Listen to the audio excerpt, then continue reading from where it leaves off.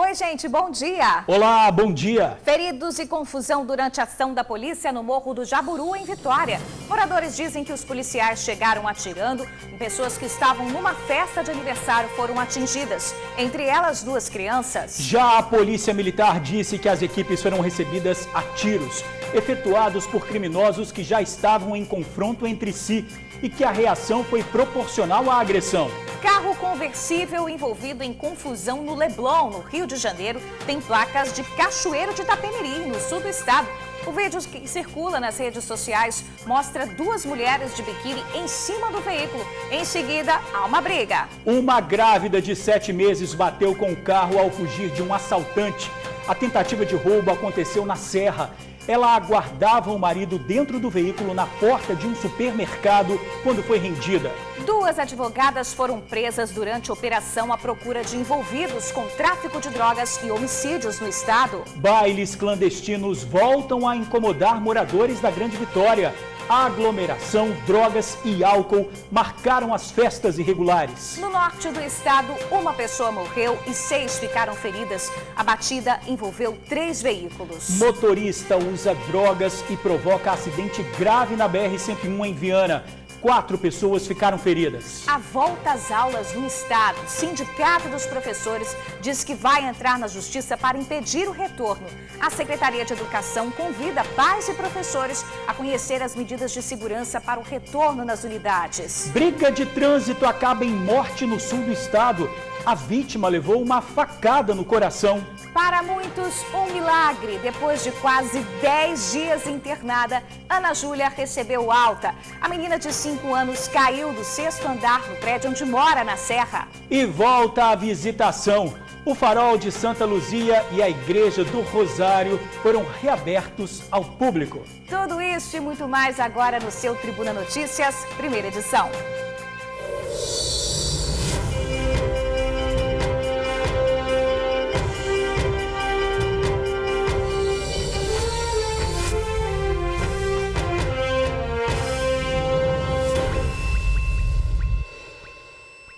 A segunda-feira começou com a operação da Polícia Civil aqui na Grande Vitória. As equipes cumpriram 12 mandados de prisão contra suspeitos de envolvimento com tráfico e homicídios. 2 advogadas foram presas. A suspeita é que elas estariam auxiliando traficantes. A Operação Concórdia cumpriu 12 mandados de prisão, sendo 4 dentro do presídio e 10 de busca e apreensão em alvos que estavam em Vila Velha, Serra e em Vitória. A operação é coordenada pela Divisão de Homicídios de Vila Velha. No município, os policiais prenderam um dos alvos em flagrante. Com ele, acharam drogas, dinheiro e arma. Os policiais prenderam ainda a mulher do chefe do tráfico do bairro Divino e uma advogada de 34 anos. A advogada mora nessa casa, monitorada por câmera de vídeo, que provavelmente ela nem olhou para saber quem chamava na porta. O cumprimento de mandado foi acompanhado por representantes da OAB. Vocês acompanharam toda a revista que aconteceu lá? Na residência e no escritório dela. E todas as prerrogativas da advogada foi respeitada. A advogada desceu com a cabeça coberta para não ser identificada. Segundo as investigações, Flávia Borges Gomes Lobo, 34 anos, advogada criminal, estaria auxiliando traficantes além dos limites das funções da advocacia. Basicamente, desvirtuando o papel preponderante do advogado, né, que é estar ao lado da justiça, que é estar ao lado de todo o aparato, até mesmo policial, para exercer a lei dentro do nosso país. Mas quando desvirtua isso, lamentavelmente, a gente tem que fazer o papel que nós estamos fazendo hoje, que é a prisão, cumprir o mandado de prisão. A segunda advogada alvo desta operação, Joyce Fernandes da Conceição Pinheiro, foi detida pelos policiais na Serra, para onde tinha um mandado de prisão também ser cumprido nessa operação. Até agora, em 4 operações realizadas pela Polícia Civil, 7 alvos eram advogados. Destes, 1 está foragido. Os outros 6 estão presos. E uma curiosidade, das 6 pessoas detidas, dos 6 advogados, todas elas são mulheres. 6 mulheres, né? Nessas últimas operações foram 7, dentre eles 6 mulheres. A advogada Joyce Fernandes, de 26 anos, também teve o cumprimento de mandado de prisão acompanhado por representantes da OAB, que estiveram na casa dela, em Morada de Laranjeiras, na Serra. O vice-presidente da Comissão de Prerrogativas da Ordem esteve presente e explicou o processo. O papel da Comissão de Prerrogativas é fiscalizar e verificar se os direitos assegurados por lei para os advogados, mesmo nessas situações, estão sendo observados. Esse é o único papel da OAB. Outro mandado foi cumprido nos bairros da Penha e São Benedito, em Vitória. Os policiais procuravam por integrante da gangue do bairro Divino, que estaria escondido no morro, mas não foi encontrado. Até o fechamento dessa matéria, 8 pessoas haviam sido presas. A repórter Suzy Faria acompanhou tudo hoje cedo e tem mais informações ao vivo sobre esse caso. Olá, Suzy, boa tarde.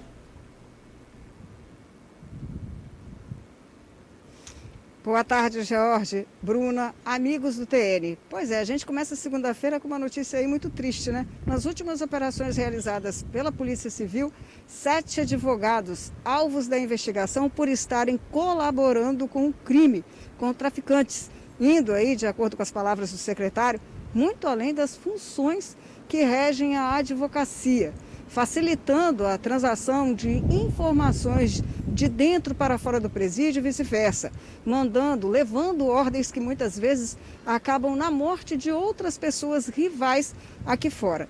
Eu conversei há pouco com o delegado Tarek e ele me corrigiu numa informação. Até agora, presos são 5 pessoas, entre elas essas 2 advogadas.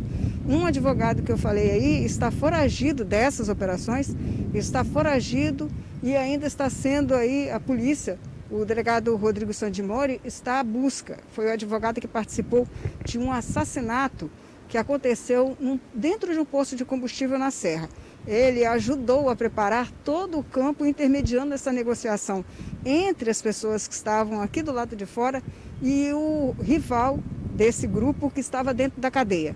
Acabou nessa situação por matar a pessoa errada. George, Bruna. Pois é, ô Suzy, agora você tem outra reportagem aí, não é? Que você vai chamar agora pra gente?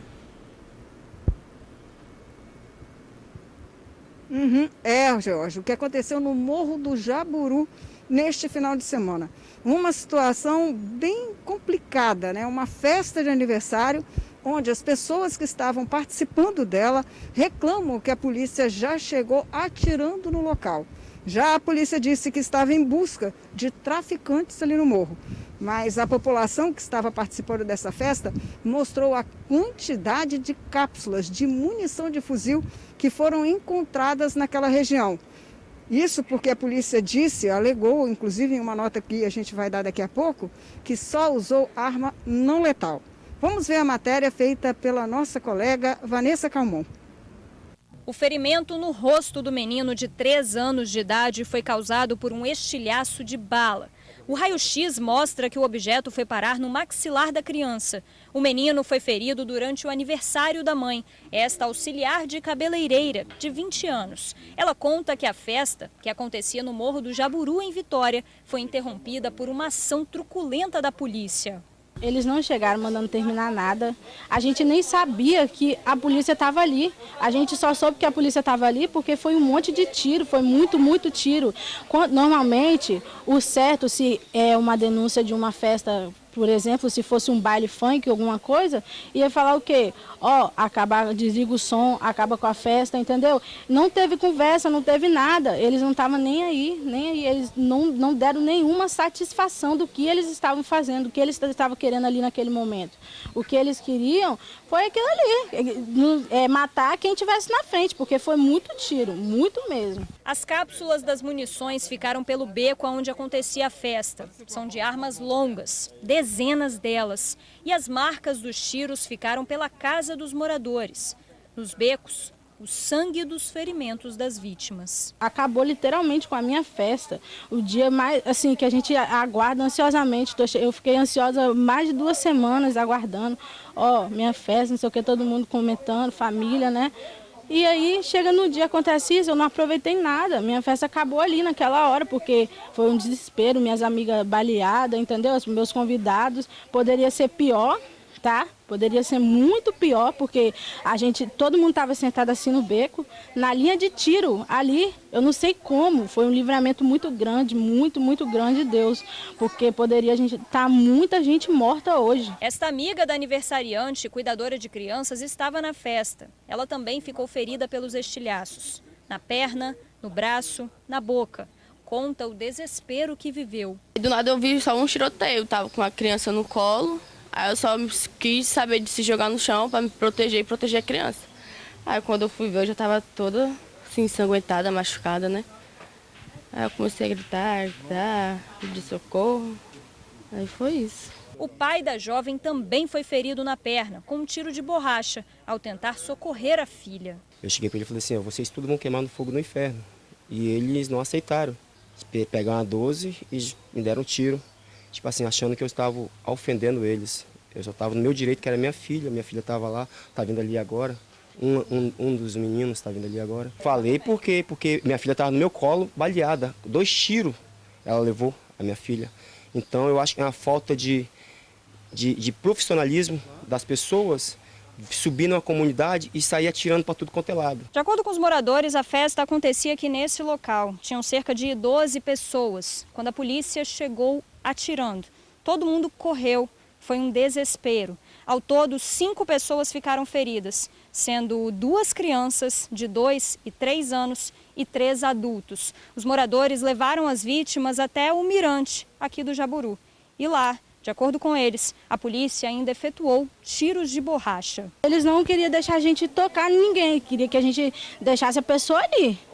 Não pega, sai de perto, porque eles são super grosseiros, né?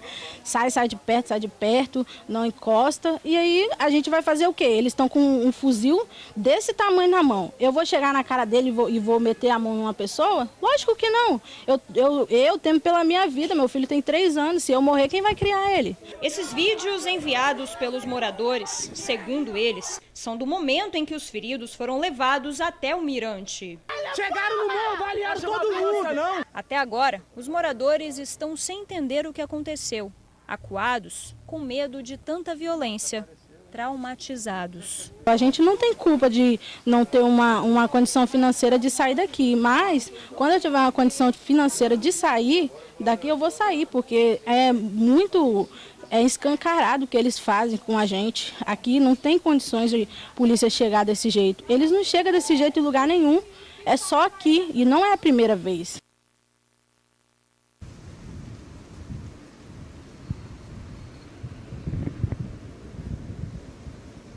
Pois é, e a Polícia Militar encaminhou uma nota explicando toda essa situação, tudo o que aconteceu lá, justificando inclusive os disparos que foram efetuados no morro.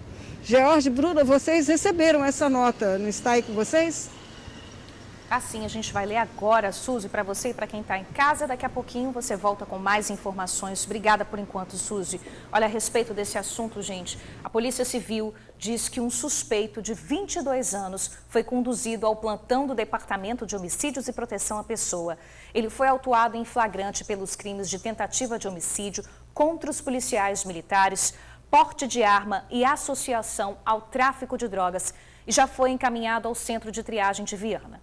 Em nota, a Polícia Militar disse que durante a incursão no Morro do Jaburu, as equipes de militares foram recebidas a tiros efetuados por criminosos que já estavam em confronto entre si. Afirmou que houve, portanto, reação proporcional àquela agressão e um homem foi atingido e detido, bem como armas e equipamentos da quadrilha foram apreendidos. Durante o socorro ao bandido, populares hostilizaram os policiais de forma violenta e injusta, chegando a atingir um dos militares de raspão com uma pedrada. Olha, a Polícia Militar alertou ainda que em relação à segurança das pessoas em áreas de conflito, em especial mulheres, idosos e crianças, que se misturam à multidão agressora e acabam por sofrer as consequências da resposta proporcional, no caso em questão, foram utilizados equipamentos de menor potencial ofensivo, adequados quando ocorrem agressões não letais. Embora cause estranheza o fato de haver uma criança na madrugada em área de confronto ter sido supostamente atingida, a PM lamenta e está à disposição para esclarecer todas as circunstâncias. Disse que está pronta para ouvir a comunidade pelos meios oficiais de denúncia, garantindo uma apuração isenta e com observância ao que prevê o Estado Democrático de Direito. Essa aí foi a resposta da Polícia Militar em relação à reportagem que a gente viu aí, Bruno. A gente mostrando os dois lados, né? Vamos seguir aqui com o jornal, gente. Uma grávida de 7 meses bateu com o carro ao fugir de um assaltante. A tentativa de roubo aconteceu na Serra. Ela aguardava o marido dentro do veículo na porta de um supermercado quando foi rendida. A advogada de 30 anos e o bebê de 7 meses que ela espera na barriga estão bem. Em casa, ela ainda se recupera do trauma que viveu depois de sofrer uma tentativa de assalto. Eu senti muito medo, muita aflição pelo bebê. Acredito que a minha reação instintiva também não foi muito responsável, porque como ele estava armado com uma faca, ele poderia ter me acertado minha barriga, meu bebê, e hoje a gente poderia não estar aqui comemorando o chá, né? Então, eu penso que Deus nos ajudou muito e eu fiquei com muito medo nesse momento. A tentativa de assalto aconteceu em Morada de Laranjeiras, na Serra. Foi neste final de semana. O vídeo foi gravado logo depois do crime e mostra o carro da advogada batido em uma árvore. Ela ainda está no volante, aguardando socorro. A mulher, o marido e a mãe dela tinham saído para comprar as últimas coisas para o chá de bebê em família, marcado para o domingo. Enquanto o marido foi até o supermercado, ela e a mãe foram rendidas dentro do carro. O rapaz estava com as vestimentas muito parecidas com o meu esposo, meu carro estava todo travado. E quando ele bateu no meu carro, eu pensei que fosse meu esposo e abri, destravei o carro para que ele entrasse. Aí foi nesse momento que ele me abordou, já com uma faca em mão. Ele falava que não era para eu pagar para ver, que eu já tinha perdi o veículo, que era para eu deixar o veículo e que então eu entregasse para ele, que ele ia estourar minha cabeça e várias ameaças. Minha mãe estava na parte de trás. Ele não viu que minha mãe estava atrás, inclusive minha mãe na hora deu um grito com ele se assustou e minha mãe disse, olha, ela está grávida, não faça nada com ela. E nesse momento, como ele se assustou, eu não tive outra reação a não ser arrancar mesmo com o veículo. Depois da batida, o suspeito, um menor de 17 anos, tentou fugir a pé, mas foi alcançado pela população. O agente Lima, da Guarda Municipal da Serra, estava à paisana e viu toda a cena. Estava passando de veículo, eu e mais um companheiro da Guarda Municipal, nós estávamos de folga indo para um churrasco. E aí a gente vê uma movimentação muito grande de pessoas correndo atrás de um indivíduo. E mais à frente um veículo que estava colidido numa árvore. No momento ali a gente suspeitou que poderia estar acontecendo alguma coisa. Fomos atrás e aí quando a gente chegou próximo ao indivíduo, ele já estava sendo agredido pela população e pelos comerciantes. A gente ali tentou apaziguar a situação e ali tomamos conhecimento de que o indivíduo teria tentado cometer um assalto e que uma mulher estaria grávida dentro do carro. Aí a gente chamou uma viatura da Guarda Municipal que rapidamente chegou ao local e aí ali a gente conseguiu tomar mais detalhes da situação e aí socorrer tanto a mulher grávida junto da ambulância para o hospital, quanto o indivíduo que estava com escoriações no rosto. Testemunhas contaram que o menor não agiu sozinho. Ele e um comparsa chegaram em uma moto. O menor desceu para cometer o assalto, enquanto o comparsa fugiu. Para os guardas, o menor afirmou que tinha saído para fazer um corre. No momento ele ficou calado, até porque ele estava bastante machucado na parte da face do rosto e que ele estava precisando de fazer um corre para levantar um dinheiro. Depois do susto, agora a advogada só pensa em agradecer pela própria vida e a do bebê. Agradecer muito a Deus, agradecer muito às pessoas, a solidariedade das pessoas, todo o apoio que nós recebemos, graças a Deus, das crianças do local ali também, e foi muito importante para nós esse apoio e esse carinho das pessoas.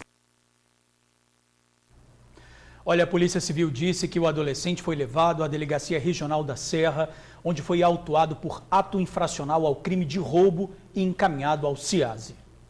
Gente, mais um fim de semana de festas clandestinas. Em Vila Velha, 3 eventos foram interrompidos. Já em Vitória, moradores de Jardim da Penha voltaram a reclamar de barulho e aglomeração.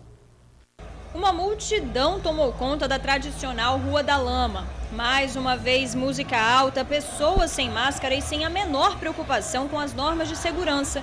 Já no bairro Joana d'Arc, moradores denunciaram mais de 1000 pessoas em um pagode. Gente aglomerada dentro do bar e também na rua. Esse foi o segundo fim de semana de festa no local, com registro de excesso de bebida alcoólica e até uso de drogas. Em Vila Velha, pelo menos 3 festas clandestinas foram encerradas na madrugada de ontem. Bebidas, equipamentos e caixas de som foram apreendidas. No bairro Normília da Cunha, o evento chamado Entupidão do Campinho foi interrompido pelos fiscais. Gente, essas ações de fiscalização aconteceram de forma integrada com equipes da Prefeitura, Guarda Municipal e Polícia Militar. A Prefeitura de Vila Velha informou que as operações vão continuar. E agora, gente, vamos dar um tempinho nos assuntos policiais para dar uma notícia maravilhosa que muitos, né, Jorge, já vão chamar até de milagre. Vocês lembram da Ana Júlia, a menininha de 5 anos que caiu do 6º andar do prédio onde morava na Serra? Pois é, gente, ela teve alta. Que coisa boa, né? A Julinha ficou quase 10 dias internada, esteve em coma, passou por cirurgias, mas agora está aí se recuperando em casa. A única reclamação dela foi a cama do hospital. Que bom, né? Vamos ver. Pra não ter dúvida, como que você tá, Julinha? Tô se sentindo ótima. Ótima. Após 9 dias e 8 noites de internação no pronto-socorro do Hospital Infantil de Vitória, ela está de volta ao lar. Foi recebida com carinho, alegria e corações ao alto. Quando entrou aqui é só uma alegria que só não tem nem como explicar, né? Só agradecer a Deus, já está em casa, né? Pelo fato ocorrido, né? Pela recuperação tão rápida dela, graças a Deus. Ela está em casa o mais rápido possível. Não tem alegria para expressar isso, né? No último dia 18 de setembro, Julinha despencou do 6º andar do prédio em que mora, no bairro Jardim Atlântico, região da Grande Jacaraípe, na Serra. Passou por cirurgia no fêmur e vai precisar manter a perna e o braço imobilizados pelos próximos 60 dias. Fala aí, mocinha! Eu já tô em casa, graças aos papais, eu tô em casa. Obrigado por orar por mim, tá? Um beijão pra vocês. Uma história que, para a família, é um grande aprendizado. Julinha em casa é sinônimo de agradecimento. E o ensinamento que eu tirei disso é que Deus mostrou para nós, né? Cada vez que nós já amava ela, nós já dava carinho, mais atenção para ela, nós agora estamos dando mais atenção, duplicado para ela agora. Tem alegria para expressar isso, né? Não tem alegria, só agradecer a Deus, né? Obrigado por orar por mim, tá? Um beijão para vocês. Ô, Julinho, um beijão pra você também, que fofura, né, gente? Tá ótima, graças a Deus. Depois de passar por um susto desse, realmente, né, é um milagre. Ela tá assim, com tanta energia, falando, se recuperando bem e ainda reclamando da cama do hospital. Justíssima reclamação, Julinha. Muita saúde pra você. E olha, o domingo teve acidente na BR-101 em Viana. Um motorista que saiu de uma festa rave perdeu o controle do carro, invadiu a contramão e atingiu outro veículo. Esse condutor que provocou o acidente, um jovem de 22 anos, admitiu ter usado drogas antes de dirigir. 4 pessoas ficaram feridas. A batida aconteceu no quilômetro 308 da BR-101, na altura do bairro Jucu, em Viana. O acidente envolveu 2 carros, um Honda Civic prata e um veículo a serviço da Cesan. De acordo com a Polícia Rodoviária Federal, os ocupantes do carro prata voltavam de uma festa num sítio em Amarelos, Guarapari. Essa festa seria uma rave. O motorista, um vendedor de 22 anos, seguia sentido Guarapari-Viana por volta de 11h30 da manhã deste domingo, quando perdeu o controle, invadiu a contramão e bateu de frente no outro veículo, que seguia no sentido contrário. Segundo testemunhas, após o acidente, os homens jogaram para fora do carro garrafas de bebida e 10 frascos de drogas. 4 estavam cheios e 6 vazios. Cada frasco continha 30 gramas de substâncias, que seriam loló e haxixe. Ainda de acordo com a PRF, o motorista do Civic teve ferimentos leves. Os outros 2 ocupantes do veículo aparentavam estar alterados, sob efeito de drogas. O trabalhador da Cesan também teve ferimentos. O condutor do veículo que causou o acidente foi trazido aqui para o Hospital Antônio Bezerra de Faria, em Vila Velha. Os outros 2 ocupantes do veículo foram encaminhados para o Hospital de Urgência e Emergência em Vitória. Já o funcionário da Cesan, de 36 anos, foi conduzido para um hospital particular em Cariacica. Para a Polícia Rodoviária, o motorista de 22 anos assumiu que fez uso de drogas. Os policiais chegaram a fazer 10 testes de bafômetro no jovem, mas em todos o resultado deu inconclusivo.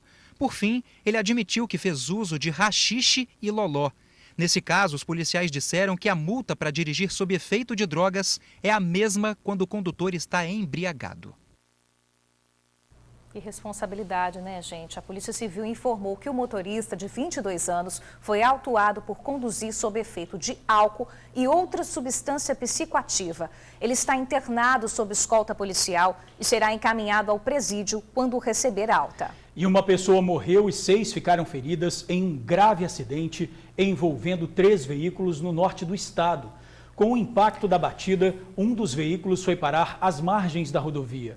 Os bombeiros foram acionados para resgatar 2 vítimas que ficaram presas às ferragens. A batida envolveu uma moto e 2 carros. O acidente aconteceu na rodovia que liga São Mateus a Guriri. Não há detalhes sobre a dinâmica do acidente. Os nomes das vítimas não foram divulgados. 4 horas após a batida, um carro bateu em um poste na mesma rodovia. E a polêmica das aulas presenciais aqui no estado, hein, Jorge? O governo já anunciou que elas vão retornar em outubro. Nós vamos ao vivo agora falar com a Vanessa Calmon, que está acompanhando esse assunto. Vanessinha, agora 12h25, boa tarde para você, bem-vinda. Muito boa tarde, Bruna. Boa tarde, George. Boa tarde também para você que acompanha o TN1. Pois é, como a Bruna já falou, o governador Renato Casagrande já anunciou na última sexta-feira o retorno das aulas presenciais a partir do dia 5 de outubro, que é a segunda-feira que vem. Por isso, a partir de segunda-feira que vem, ele retira a restrição em relação a essas aulas presenciais e aí as escolas podem, então, retomar o ensino de forma presencial em todas as instituições, sejam elas públicas ou privadas. Mas o ensino público, muito provavelmente, vai retornar às aulas seguindo o calendário da SEDU, da Secretaria Estadual de Educação, que vai retomar as aulas de forma presencial a partir do dia 13. Ou seja, o governo vai liberar a partir de segunda-feira que vem que todas as instituições retornem, mas as escolas públicas provavelmente seguem o calendário da SEDU, que retorna na semana seguinte, no dia 13. Hoje pela manhã, a gente conversou com o secretário de Educação do Estado e fomos também numa escola estadual para mostrar como está a expectativa para esse retorno às aulas.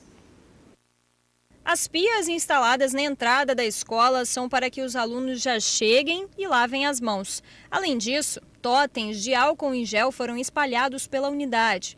Nas salas de aula, o número máximo de alunos é metade da capacidade. Por isso, as cadeiras estão espaçadas. E no refeitório, aonde os estudantes terão que tirar a máscara, os assentos foram demarcados. Os alunos eles vão chegar, já vão fazer a higienização das mãos já no início da escola, foram instaladas pias, será disponibilizado sabão, papel toalha. Como rotina, nós já fazíamos a recepção dos alunos na entrada. Nesse momento, nós vamos agora aferir também a temperatura, que será medida no mínimo 2 vezes ao dia. E os meninos vão se encaminhar para a sala de aula, onde a gente já vai encontrar os ambientes demarcados, num regime de revezamento e garantindo um distanciamento mínimo de 1,5 metro dentro das salas de aula. A Escola Estadual de Tempo Integral, que fica no bairro Santa Rita, em Vila Velha, já está pronta para receber os alunos do ensino fundamental. Aqui, as aulas funcionarão no sistema de revezamento dos estudantes. Cada escola ela vai poder estruturar da melhor maneira que ela entender aqueles protocolos que estão postos pelas autoridades sanitárias, né? Então, dito isso, nós na rede estadual vamos fazer isso através de revezamento, e de uma volta gradual por etapas. Então, a gente vai voltar primeiro com os alunos mais velhos do ensino médio, depois com o ensino fundamental 2 e, na sequência, com o ensino fundamental 1. Entre uma etapa e outra, sempre 15 dias, porque cada etapa vai ser dividida em 2 metades. Então, numa semana vem um grupo, na outra semana vem outro, 15 dias, e assim continua para o Fundamental 2 e para o Fundamental 1. Diminuindo o número de alunos por sala, por causa do revezamento, a gente aumenta a distância, que é um dos principais requisitos do protocolo sanitário. A restrição em relação às aulas presenciais nas escolas será retirada pelo governo do estado a partir do próximo dia 5 de outubro. Sendo assim, depois dessa data, as unidades de ensino podem retomar o ensino de forma presencial. Os municípios que estão no risco baixo para o contágio do novo coronavírus têm autonomia para decidir se voltam ou não e quando o fazem, mas provavelmente devem seguir o mesmo calendário da rede estadual, que retoma as aulas no próximo dia 13 de outubro, daqui a 2 semanas. O retorno não é obrigatório. As aulas remotas continuarão tanto para os alunos que estiverem em casa, quanto para os alunos que participam do revezamento. O Sindicato dos Professores das Escolas Públicas do Estado não concorda com o retorno e teme pela segurança dos profissionais. Trabalhadores e trabalhadoras estão preocupados em não querendo retornar às aulas e nós, enquanto direção do sindicato, iremos tomar todas as providências cabíveis. Inclusive, estamos estudando, junto ao Departamento Jurídico, possibilidade de ação na tentativa de protelar o reinício das aulas, uma vez que o vírus ainda é uma ameaça à sociedade. Eu acho que para os professores vale a mesma coisa do que nós temos dito para os pais. Nós convidamos todos os pais que ainda se sentem inseguros a irem às escolas em que seus filhos estão matriculados, conhecer o que foi feito nesse período de escola fechada para a aula, né? Porque a escola, na verdade, nunca esteve fechada, ela sempre esteve aberta com os servidores lá dentro.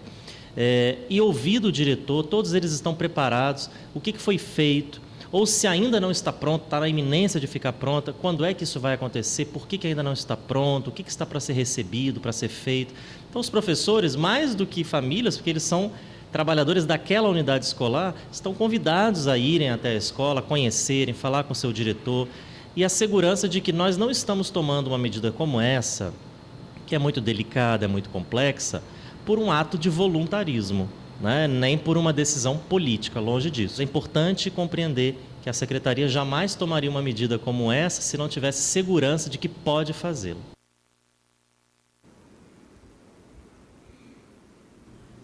Pois é, a gente acompanhou então a expectativa agora para o retorno dessas aulas no dia 13 de outubro na rede pública e agora eu estou em uma sala de aula de uma escola particular de Vitória e vou conversar com o Eduardo Gomes, ele é vice-presidente do Sindicato das Escolas Privadas aqui do estado. Muito boa tarde, Eduardo. Boa tarde. A gente acabou de ver, né, a expectativa aí na matéria do retorno das escolas públicas.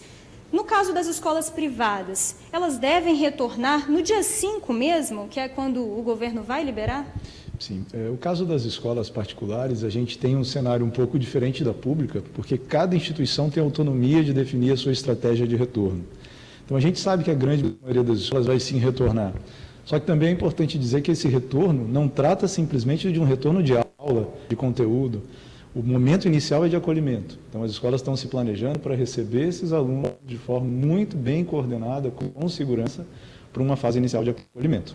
Quais serão esses protocolos sanitários, principalmente, que serão adotados nas escolas particulares? Os protocolos, na verdade, eles seguem o mesmo padrão do protocolo oficial, aquele que a Secretaria de Saúde, junto com a Secretaria de Educação, publicou algumas semanas atrás, que basicamente determina a questão de distanciamento, de higiene e procedimentos específicos que devem ser adotados a respeito de higiene de espaço e etc. Mas, basicamente, o distanciamento e a higiene, né, do uso, esse usuário, a escola saber como se portar e como deve fazer as coisas para que haja um aumento dessa segurança.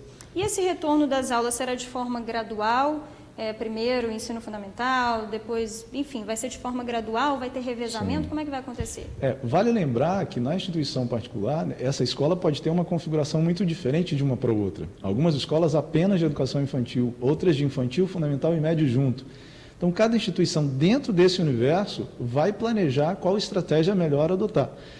Por exemplo, os alunos mais novos, mais vulneráveis, né, e menos capazes de aproveitamento de um projeto remoto, muito provavelmente terão prioridade, devem retornar antes. Assim como as turmas de fechamento de ciclo, o 5º ano, o 9º ano e o 3º ano. Mas eu entendo que a grande maioria das escolas vai adotar alguma estratégia para acolher todos os alunos que queiram voltar, isso é importante dizer, não é uma obrigação, de alguma forma nesse primeiro momento, porque tem muita expectativa. Bom, é isso, gente. A gente acabou de acompanhar, então, tanto a expectativa para o retorno da escola pública, quanto a expectativa para o retorno da escola privada. Volto com vocês aí no estúdio, Bruna, George, vamos Valeu, continuar Vanessa, acompanhando obrigado aí essa pelas situação. informações. E olha, incêndio assusta moradores de comunidade rural às margens da BR-262, no Caparaó. O incêndio começou na vegetação às margens da rodovia, na altura do trevo de Muniz Freire. Devido ao vento, o fogo se alastrou em direção à comunidade de Vila Assunção. As chamas se aproximaram de casas e também de galpões. Os bombeiros foram acionados. Quando as equipes chegaram ao local, as chamas se aproximaram de uma cooperativa. Moradores já haviam apagado o fogo em outros pontos, mas só após 4 horas de trabalho, o incêndio foi totalmente controlado. Gente, imagina só, você compra uma moto para trabalhar e ajudar na renda da família. E só 4 meses depois, ela é roubada. Pois é, foi o que aconteceu com um casal na Serra. E se não bastasse a situação, tem gente tentando aplicar golpes, querendo recompensa pela moto. Foi coisa de 5 minutos. O motoboy de 26 anos chegou em casa do serviço, parou a moto no portão e subiu para começar o trabalho de entregas da noite. Quando voltou à entrada do prédio, a motocicleta não estava mais lá. Foi o tempo de eu subir e deixar a mochila aqui do serviço. Na hora de eu descer, a moto já não estava mais lá. Nem barulho, nem nada, entendeu? Foi coisa menos de 5 minutos, muito rápido. À noite, ele e a esposa trabalham produzindo e entregando lanches para dar uma incrementada na renda da família. A esposa faz hambúrgueres e o marido entrega. A moto furtada era exatamente para esse propósito. Eles estavam com o veículo há 4 meses. A família mora em Jacaraípe, na Serra, e o crime aconteceu na última sexta-feira, por volta das 18h30. A motocicleta, semelhante a essa da foto, foi comprada por R$ 2.500. Batalha no dia a dia, eu chego de outro serviço e a gente faz à noite, trabalha até meia-noite, na correria, agora que a gente está começando e graças a Deus estava dando uma inclinação boa. E agora estamos parados aí, entendeu? Certo, se encontrar, né? Porque não tem outro meio, porque aqui é um pouco longe, não tem outro meio de estar entregando. Então, dependendo, a gente vai ficar tudo aí parado. O curioso é que eles passaram por algo parecido. Tiveram um carro roubado anos atrás. Acabaram de roubar o carro. E quando a gente saiu na rua, a gente ainda viu ele passando ainda no contorno ainda. Um boletim de ocorrência foi registrado. Marido e esposa estão na expectativa de conseguir o veículo de volta, porque a produção de lanches está completamente parada. A família estava trabalhando entregando lanches há mais ou menos 15 dias. E por causa do furto da moto, olha só como é que está a situação agora. Tudo vazio, fogão parado e a chapa aqui ao lado também está parada. Só nesse final de semana, sem a moto, eles deixaram de lucrar mais ou menos R$ 600. E quando uma coisa está dando certo e você tem que fechar por causa de outras pessoas, porque alguém veio e tirou aquilo que é seu, é mais revoltante ainda. Você se sente totalmente sem chão, totalmente importante, perde sentido. Como se não bastasse esse aperto todo, pessoas mal intencionadas estão tentando aplicar golpes no casal, querendo uma recompensa pela moto supostamente encontrada. O telefone não para de tocar e mensagens chegam a todo momento. Após a fazer o BO, né, que a polícia veio aqui, Polícia Militar, aí a gente já colocou nos meios de circulação, Facebook, Instagram, essas coisas, e já começamos a receber ligações. Você é vítima uma vez e a cada minuto você é vítima de novo. Aí aquilo volta tudo de novo, a revolta, o desespero, a chateação, e é uma coisa em cima da outra. Chega uma hora que você fala, chega a hora que você pensa tem que desistir. Falar, poxa, é melhor aceitar que não vou ter mais e correr atrás de outra coisa. Triste, hein, gente? O caso vai seguir sob investigação da Delegacia Especializada de Furtos e Roubos de Veículos. Até o momento, nenhum suspeito foi detido. Motociclista morre após bater em carro estacionado no noroeste do estado. Leandro Araújo, de 28 anos, perdeu o controle da direção ao passar por um buraco. A moto dele bateu de frente com o carro. O acidente aconteceu em Colatina.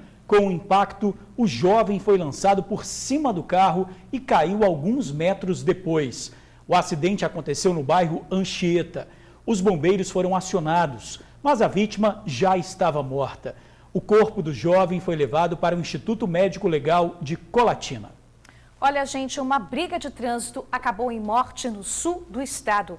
A vítima estava no Monza e morreu após levar uma facada no peito.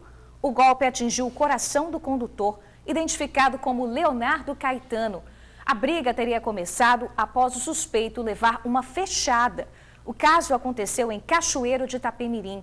A vítima ainda tentou dirigir até a Santa Casa da cidade, mas morreu em frente a um posto de combustível. Quando os bombeiros chegaram, o condutor já estava morto. O suspeito já foi identificado pela polícia. O corpo foi levado para o Serviço Médico Legal do município. Olha, agora uma notícia que mexe com a dignidade de milhares de capixabas. A pobreza e a fome que atingem 3 de cada 10 famílias no estado. De acordo com o IBGE, gente, são 425 mil domicílios em situação de insegurança alimentar. Em 5 anos, o número de pessoas que passam fome triplicou. Geladeira vazia. Despensa também vazia.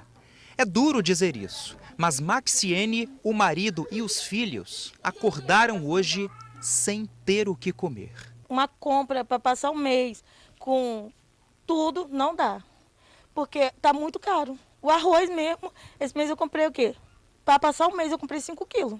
Triste, muito triste com essa situação, por essa dificuldade. O marido está desempregado, saiu às 5 da manhã de casa para tentar fazer um bico por aí. Maxiene tem 6 filhos, 5 moram com ela e ainda está grávida de 5 meses. O pouco que a família consegue comer é por meio da solidariedade de vizinhos e outras pessoas que acabam ajudando. Vamos se virando como pode, né? Do jeito que pode, a gente vai se virando, tentando viver a vida do jeito que está podendo, né? Com pouca comida, com pouca roupa, pouco calçado, com tudo pouco. Ela mora em Jabaeté, Vila Velha, uma das regiões mais afetadas pela pobreza na Grande Vitória, e vive do auxílio emergencial do governo, pelo menos por enquanto. Um levantamento feito pelo IBGE constatou que aqui no estado existem 1.321.000 habitantes numa situação chamada insegurança alimentar. A pesquisa considera 3 níveis de insegurança alimentar. A insegurança leve, que atinge 926 mil pessoas, insegurança moderada, que afeta 260 mil, e a insegurança alimentar grave, que atormenta a vida de 134 mil pessoas. Maxiene e a família estão entre essas 134 mil pessoas necessitadas.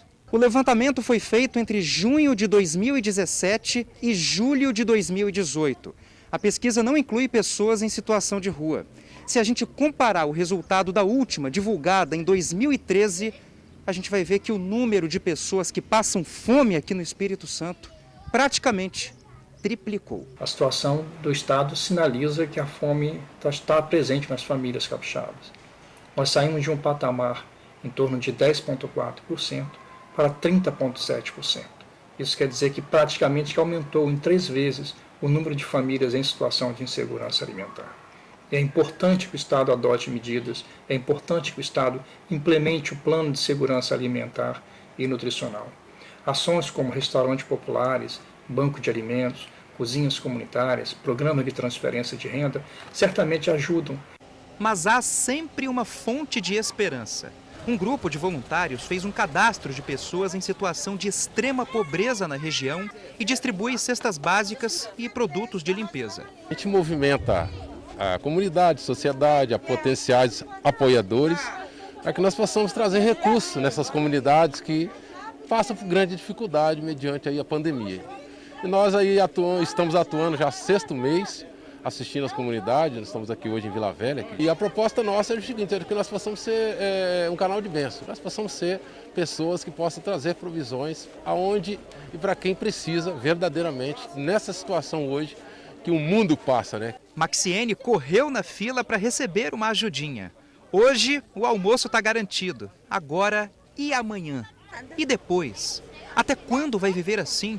A solidariedade é algo que está alimentando a família e ela sabe que não pode contar com isso para sempre.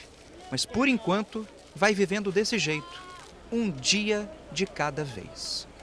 A dificuldade que meus filhos já tinham se dobrou, né? Então eu não vejo futuro nem para meus filhos. Imagine para mim. Muito triste essa situação, né, gente? A gente vê que muita gente mal está conseguindo viver com a ajuda do auxílio emergencial. Situação muito complicada mesmo. Lembrando que hoje a Caixa Econômica paga a 5ª parcela do benefício para os nascidos em outubro. E a partir de hoje também está liberado o saque da 6ª parcela com um valor reduzido de R$ 300 aos inscritos no Bolsa Família, que tem número de identificação social terminado de 1 a 8.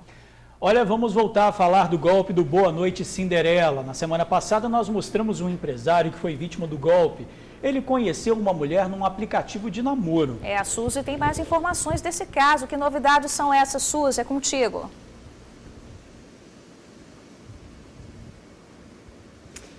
Pois é, Bruna, George, o delegado Marcelo Nolasco continuou as investigações para poder descobrir o que tinha sido feito dos outros objetos, dos outros produtos desse empresário mineiro que tinha sido roubado pela detenta aí, pela Cristiane, se eu não me engano.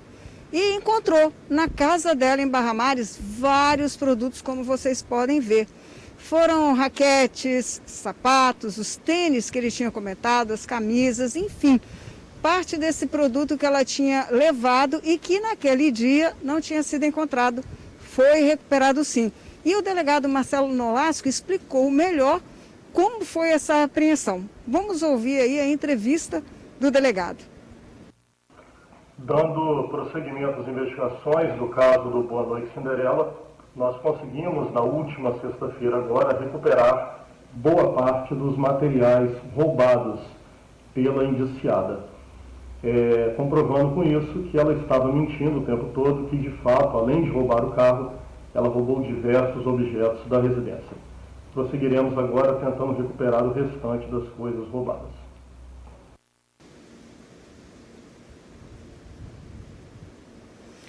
Lembrando, George, Bruna, que esse fato aconteceu na semana passada, quando o empresário mineiro de 46 anos de idade teria marcado um encontro no apartamento que ele alugou lá em Jardim Camburi com uma mulher que ele tinha conhecido há apenas 5 dias nas redes sociais.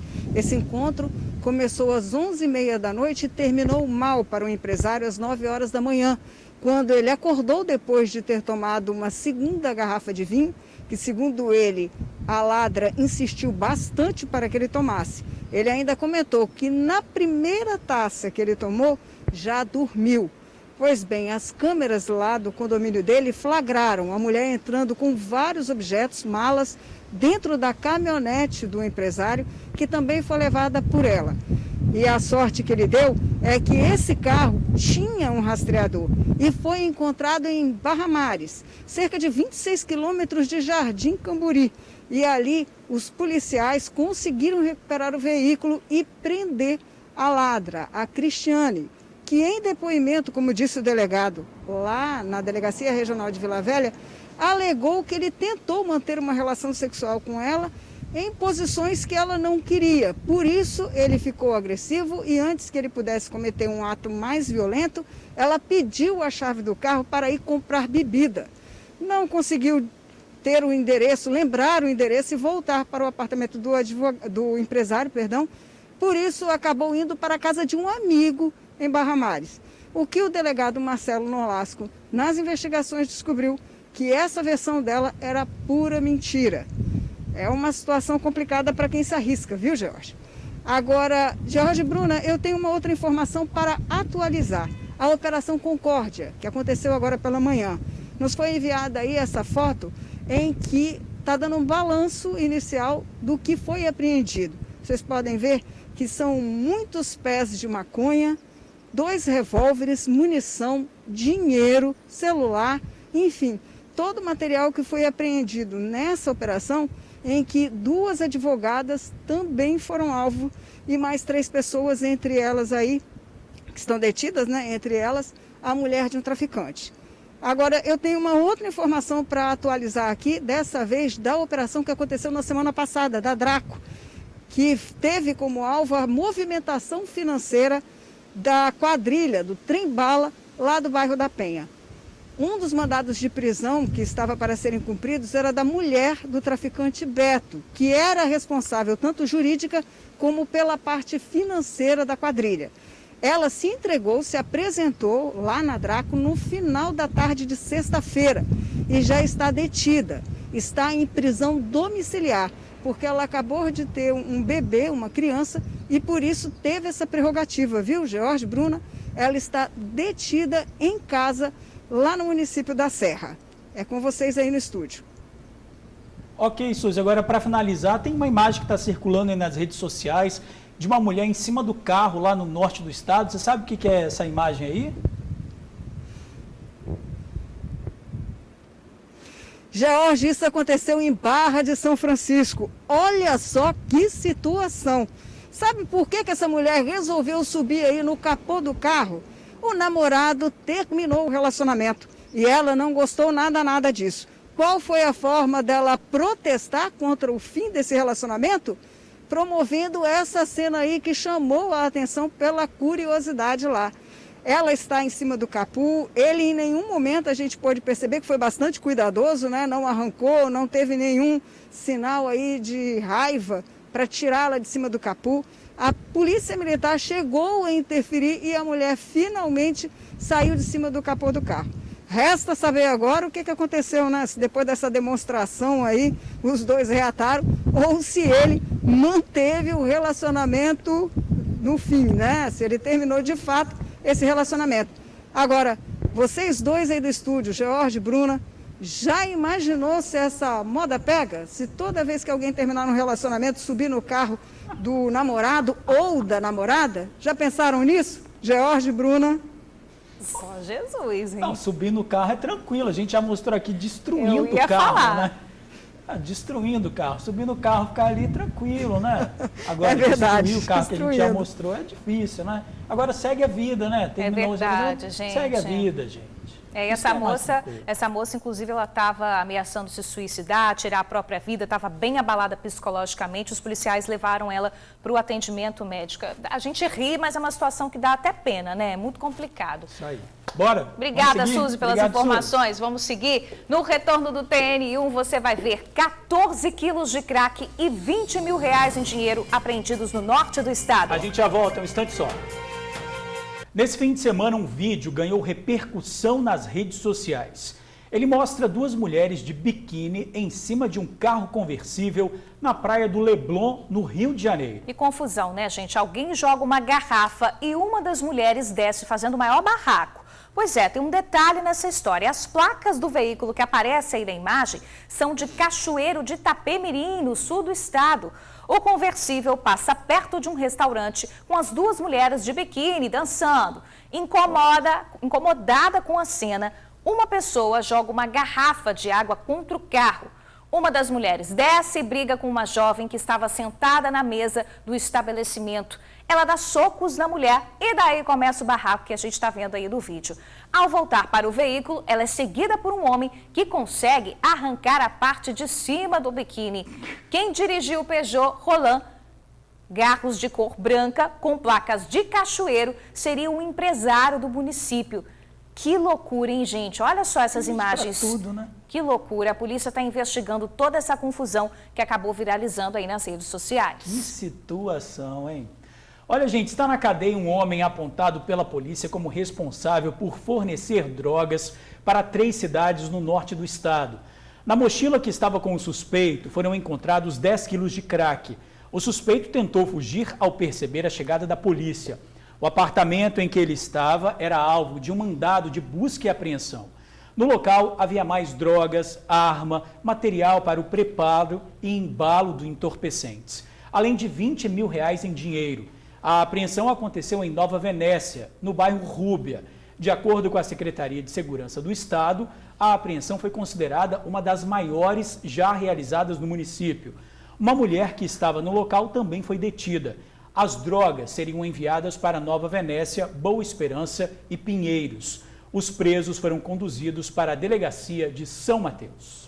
Gente, vamos falar agora de coronavírus, vamos atualizar os números. O Espírito Santo ultrapassou a marca das 3.500 mortes pela doença. Nas últimas 24 horas foram 12 óbitos registrados, 440 novos casos de infecção. 424 pessoas conseguiram se recuperar. Desde o início da pandemia, 129.192 pessoas já foram contaminadas aqui no estado. 119.023 venceram a batalha contra a doença. 3.504 pessoas perderam a vida. 2 pontos turísticos de Vila Velha foram reabertos à visitação. Claro, com regras de segurança. Isso mesmo. A Igreja do Rosário na Prainha e o Farol de Santa Luzia estão novamente de portas abertas. Céu aberto, dia ensolarado. Perfeito para um passeio em família, com segurança. Muitas pessoas aproveitaram o final de semana de sol e vieram até o Farol de Santa Luzia em Vila Velha. Local ideal para fazer fotos, relaxar, curtir. Depois de meses fechado por conta da pandemia, o ponto turístico finalmente reabriu. Oportunidade de trazer meus 2 netinhos para eles conhecerem. É um lugar muito bonito de Vitória e muitas vezes as pessoas não conhecem. Os turistas também aproveitaram para conhecer o local. Achei muito bonito, é uma boa atração, por mais que seja da Marinha, né? E abrir para o público, ainda mais nesse momento que a gente está vivendo de pandemia. E está bem seguro, questão de protocolo, questão do tempo de permanência, para todo mundo poder também aproveitar. Mas para entrar no farol, os protocolos de segurança precisam ser seguidos. No máximo, 45 pessoas podem estar ao mesmo tempo aqui. E o período de permanência é de 20 minutos para cada visitante. Quesito de segurança, que eles se sentem muito confortáveis por saber que aqui a gente está seguindo todo esse padrão de segurança. A gente consegue que as pessoas aproveitem o máximo possível essa beleza maravilhosa que é o Farol Santa Luzia, com toda a segurança. Outro ponto turístico de Vila Velha, que agora também está aberto para visitação, é a Igreja do Rosário. O funcionamento aqui é de segunda a sexta. As pessoas precisam usar a máscara e manter um distanciamento social de no mínimo 1,5 metro. Quem estava com saudade das belezas naturais e culturais de Vila Velha, agora já pode aproveitar algumas delas com precaução. Devagar, o turismo tão forte do nosso estado também vai se adaptando ao novo normal.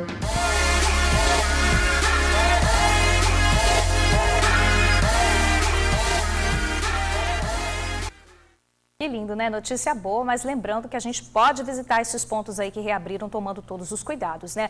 Na Igreja do Rosário, visitas de quarta a sexta-feira, de 9 da manhã às 5 da tarde.